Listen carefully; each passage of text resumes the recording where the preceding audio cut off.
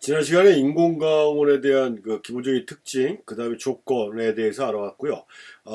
인공강원 처음 시작할 때 말씀드렸지만, 요즘은 이제 인공강원 하면 대표적인 게, 전자후레쉬라고 그랬어요. 전자후레쉬가 인공강원의 전체를 차지하고 있고 천하통일을 했다. 다른 강원들, 뭐 순간속 강원을 얘기하는 겁니다. 그 지속적인 강원, 그러니까 백열등 같은 이런 거 사용하는 거는 전자후레쉬하고 또 틀린 거죠. 그래서 인공강원의 또 기능에 따라 두 가지로 얘기할 수가 있는데, 전자후레쉬처럼 순간적인 강원, 충전해가지고 한 방 뻥뻥 터지는 이런 강원이 있는가 하면, 우리가 일반적으로 많이 하는 백열등 같은 이런 기능을 갖고 있는 지속적인 광원이 있어요. 근데 이런 광원은 뭐 특별하게 우리가 뭐 종류를 알고 배우고 할 필요도 없이 그냥 스탠드, 우리가 사용하는 스탠드의 광원 가지고 위치를 바꾸면은 그림자 방향도 바뀌고 뭐 이런 것처럼 자기가 필요한 위치에다 그 광원을 설치하고 사진을 찍으면 되는데, 그 뭐라 그러죠? 광도라고 해죠. 빛의 세기가 약해요. 지속적인 광원은. 그래서 정물 촬영에는 합당한 게 지속적인 광원이고, 지속적인 광원은 또 무슨 장점이 있습니까?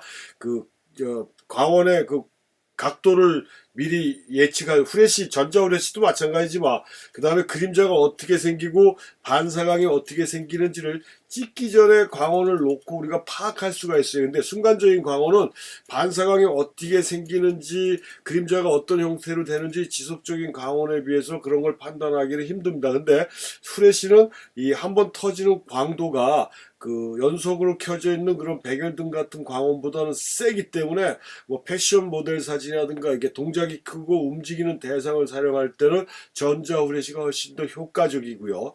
정물이나 이런 걸 촬영할 때는 지속적인 광원도 효과적이고 훨씬 더 부드러워요. 또 지속적인 광원이 후레쉬는 더 강하고 콘트라스트나 이런 걸로 봤을 때. 그래서 인공광원 크게 두 가지로 얘기할 수 있지만, 여기서 지금 설명해 드릴 거는 전자후레쉬 순간적인 광원의 대표 주자인 전자후레쉬고, 이런 순간적인 광원도 그전에는 몇 개가 있었지만 지금은 다 없어지고 전자후레쉬가 천하통일을 했다라고 제가 지난 시간에도 말씀드렸어요. 그래서 이 전자후레쉬 뭐 그렇게 어려운 게 없고 간단하고, 지난 시간에도 얘기했지만 디지털 카메라에는 이 전자후레쉬 쓰기가 너무 편리해졌고 간단해졌습니다. 그래서 이 전자후레쉬의 기본적인 특징을 잠깐 알아보면요. 일단 이 우리가 메인 라이트라는 얘기가 있잖아요. 주광이라는 게 있고 보조광. 보조광은 뭐예요? 피린 라이트라고 얘기하잖아요. 우리가 일반적으로 야외에서 사진 찍을 때 자연광이 메인 라이트가 되는 거죠. 주광. 근데 후레쉬를 메인 라이트로 쓰게 되면요, 태양광은 전혀 영향을 못 줍니다. 무슨 얘기냐면 이게 대낮에 찍은 거예요. 구름 낀 날 대낮에 찍었는데 후레쉬를 뻥 치니까, 이 후레쉬라는 건 뭐예요? 반사돼서 이미지 센스에 빛이 반사된 듯이 들어와서 이미지를 형성하는 거잖아요. 근데 이렇게 밖으로 빠져나간 하늘이나 이렇게 멀리 있는 원경들은 후레쉬 빛이 가지도 못하고 죽어버리니까 어떻게 됩니까? 뒤는 검맣게 어둡게 나오고 후레쉬가 반사돼서 들어온 대상만 밝게 나오는 거예요. 그러니까 밝은 대낮에도 후레쉬를 주광선, 메인라이트로 사용하게 되면 밤 같은 분위기를 만들어낼 수 있다. 그래서 메인라이트하고 피린라이트를 그렇게 구분하시면 돼요. 만약에 태양광을 주광선으로 하고 후레쉬를 보조광으로 쓰게 되면 그 밖의 배경도 밝게 보이면서 대상도 밝게 보이는 그런 효과. 그러니까 한마디로 얘기해서 뭐예요? 조명비를 맞춰준다라고 얘기할 수 있어요. 하이라이트하고 섀도우하고 모두 다를 살려줄 수 있을 때는 후레쉬를 우리가 보조광으로 쓰는 거고요. 근데 그 후레쉬를 태양광보다 약하지 않겠느냐 생각할 수 있겠지만, 제가 지금 몇 번째 얘기하고 있지 않습니까?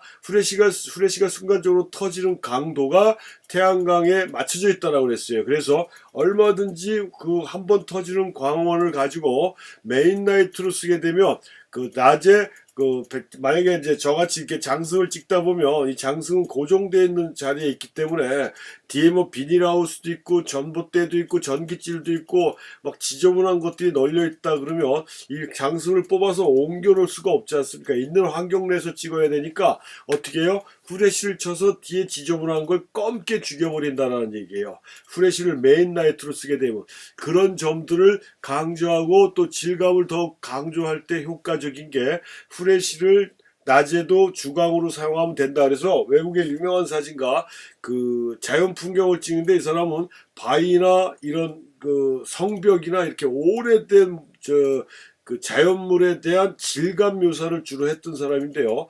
대형 후레쉬를 그 뭐죠? 휴대용 발전기 같은 걸 갖고 다니면서 그 대형 후레쉬를 써서 그 낮에 촬영하는데 밤 같은 분위기로 자신이 찍고자 하는 돌이나 이런 벽면의 질감만 아주 강하게 묘사하는 사진을 했다라는 얘기입니다. 그런 효과를 우리는 후레쉬를 주광으로 사용하면 얼마든지 만들어낼 수 있다. 그럼 후레쉬를 주광으로 사용하려면 뭘 알아야 되느냐? 딱 한 가지만 알고 있으면 돼요. 뭐냐면 가이드 넘버만 알고 있으면 된다. 가이드 넘버. 이 가이드 넘버라는 게 뭐냐면 한마디로 얘기해서 이 후레쉬의 그 파워를 나타내는 숫자다라고 보시면 돼요. 그러니까 우리가 휴대용 후레쉬는 가이드 넘버라고 얘기를 하고요.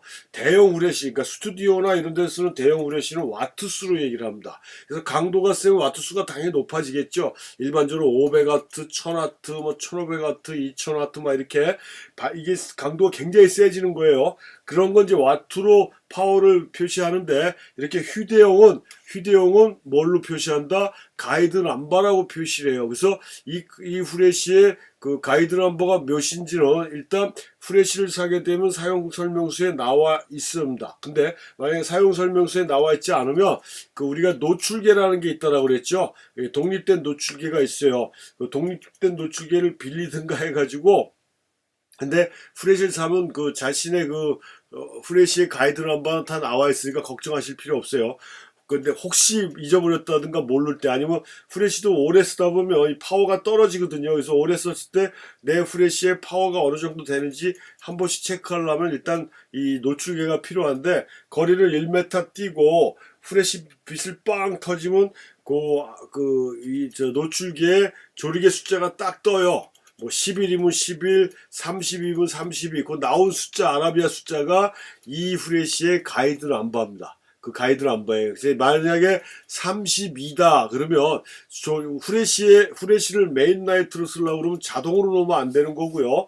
수동 모드로 놓고 후레쉬는 나중에 설명해 드리겠지만 동조 타임이라는 게 있어요. 내가 셔터 스피드 설명할 때, 셔터의 종류 설명할 때 분명히 말씀드렸는데, 포컬 프레임 셔터는 막이 열렸다 닫히는 순간에 닫히는 구조라고 되어 있지 않습니까? 그래서 셔터 막이 완전히 열렸을 때 후레쉬 빛이 들어가야 된다라고 그랬어요. 열렸다 닫히기 전에 아니면 열리기도 전에 후레쉬 빛이 들어가면 화면의 일부분이 안 나온다라고 했잖아요. 그런 거 우리가 동조 불량 이렇게 얘기를 한다라고 그랬는데 그래서 후레쉬를 쓰게 되면 그 셔터 스피드는 고정이에요. 그러니까 동조 타임 이하로 아무 데만 놓으면 돼. 그럼 노출은 뭘로 맞추는 거예요? 조리개로 맞춰요. 그럼 조리개 값을 어떻게 계산한다?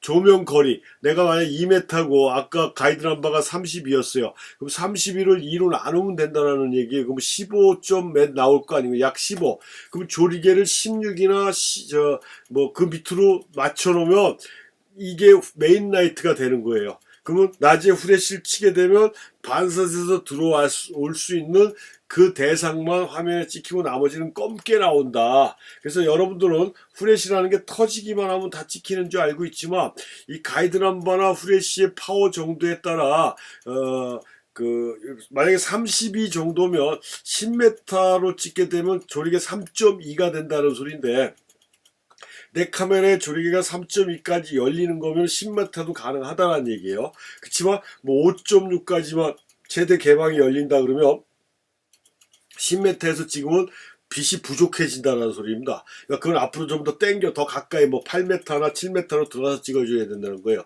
후레쉬가 터진다고 무조건 다 들어오는 게 아니라 갔다 올 수 있는 파워가 되는지를 계산하는 게 가이드 넘버고 F값 계산하는 거예요. 그래서 다시 말씀드리지만 자기가 사용하는 후레쉬의 그 파워를 알 수 있는 걸 우리가 파워를 가이드 남바라고 얘기를 하고, 그 가이드 남바를 조명거리로 나눴을 때 그게 조리개 값이다. 그래서 후레쉬를 메인 라이트로 쓸 때는 셔터 스피드는 그 동조 타임 밑으로, 그러니까 만약 250분의 1초가 후레쉬를 사용할 수 있는 셔터 타임이다 그러면 250분의 1초나 125분의 1초나 그 이하로 놓으면 돼. 그 고정시켜 놓고, 빛의 광량은 뭘로 조절한다? 가이드 넘버를 거리로 나눈 값으로 나온 값이 조리개 값이라 그걸로 조절하는 것이다. 그렇게 쓰게 되면 후레쉬가 뭐라고요? 메인 라이트가 된다 라고 말씀드릴 수가 있는 거예요. 이게 여기서 굉장히 이 수동 후레쉬 사용 방법이죠. 수동 후레쉬. 그렇게 되면 낮에도 밤의 효과를 만들어낼 수 있는 게 이 후레쉬 촬영 방법이다라는 거를 설명을 해드릴 수가 있고, 그래서 후레쉬는 아까 얘기했는데 우리가 조금 전에 본 것처럼 휴대용도 있고 이렇게 스튜디오에서 사용하는 대형 후레쉬도 있고, 그러니까 이런 것들이 뭐예요? 와트수로 파워를 나타내는 거고, 앞에서 봤던 건 가이드 람바라는 게 파워를 나타내는 것이다 라고 얘기할 수가 있습니다. 그래서 이게 전자후레쉬의 기본적인 특성, 특히 가이드 람바에 대한 내용을 알아봤습니다.